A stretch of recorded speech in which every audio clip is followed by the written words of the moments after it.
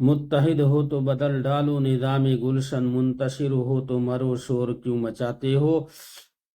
میرے بھائیوں اور دوستو، اگر ہم ایک ہو جائیں تو آج ہمارے ساتھ جو ظلم و ستم ہو رہا ہے، آج ہماری مسجدیں جو ڈھائی جا رہی ہیں، مدارس گرائے جا رہے ہیں، اور ہمیں جو حق حاصل ہے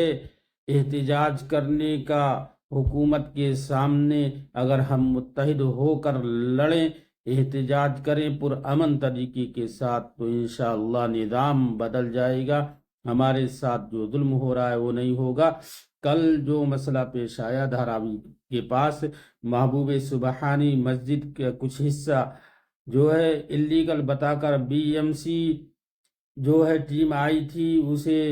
گرانے کے لیے، تو تمام مسلمانوں کا اپنے سب کام چھوڑ کر سب کی پولیس اسٹیشن پر آ کر گھیر لیا، مجبوراً انہیں ماننا پڑا، اور وہ جو ہے